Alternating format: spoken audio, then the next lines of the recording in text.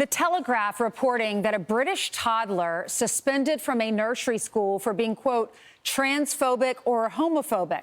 Harry Potter author J.K. Rowling reacted to the shocking report, posting, quote, "This is totalitarian insanity. If you think small children should be punished for being able to recognize sex, you are a dangerous zealot who should be nowhere near kids or in any position of authority over them." Joining us now is Helen Joyce, the director for advocacy at Sex Matters, a group that defends sex-based rights in the UK. Good morning to you, Helen. Hi, thanks for having me on. Well, thanks for coming on. What is happening in the UK? These are toddlers. This child was either 3 years old or 4 years old. What's your reaction? This came out in a Freedom of Information request, so we don't know exactly what happened, but there are a few possibilities. One is the child used a slur that they picked up at home. Another is that the child said, "That's not a woman, it's a man." Another one is that they said something like, "My mum says that men can't be women," or indeed, if it's homophobic, "I don't think that two men can be married."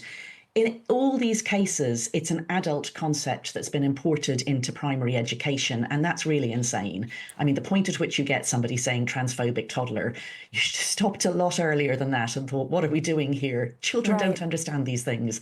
It shouldn't even be in a nursery.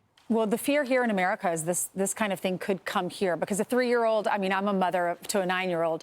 She doesn't even know what this is at this age. So at 3 or 4, they definitely don't know what they're talking about. Yes, maybe they're repeating what their parents said. Maybe this is a way for the schools to get those parents and those families out of the school. I mean, we feel that it came from you, I have to say. This stuff was in American schools a lot earlier than it was in English schools. I mean, OK, we may have gold-plated it a bit compared to you, but you've already got all this gender ideology in your schools. You're right. You're absolutely right. 94 students in your primary schools, 13 of them were 7 and younger, were expelled for transphobia or for homophobia. And then this is the statement from the UK Department of Education to the Telegraph. All pupils and staff should feel safe and protected at school and should never face violence or abuse. Is there a better way to handle this? I remember our vice president was speaking at a summit in Europe. I believe it was in Europe.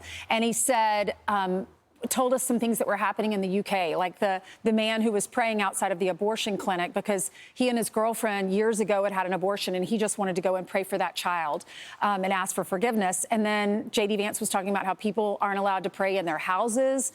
There was backlash against that. So I think that we've gone so far punishing a 3-year-old or a 4-year-old for something they probably don't even know what they're talking about. This should have been dealt with as a bullying issue, if that's what it was. I mean, either this is a child saying something that people are entitled to think, and like you, I don't think that the child fully understands that, but people really are entitled to think that men cannot be women. It's true as well, by the way. Or else it's bullying. This child is using slurs, and schools know how to deal with bullying, and if they don't, they shouldn't be in the education business. But you don't go kicking a kid out for using words they don't understand. You manage it in your behaviour management process. So yeah, this is just ideology gone too far and gone insane, isn't it? Helen, thank you so much for joining us. Great to see you. Thank you. You're welcome. I'm Steve Doocy. I'm Brian Kilmeade. And I'm Ainsley Earhart. And click here to subscribe to the Fox News YouTube page to catch our hottest interviews and most compelling analysis.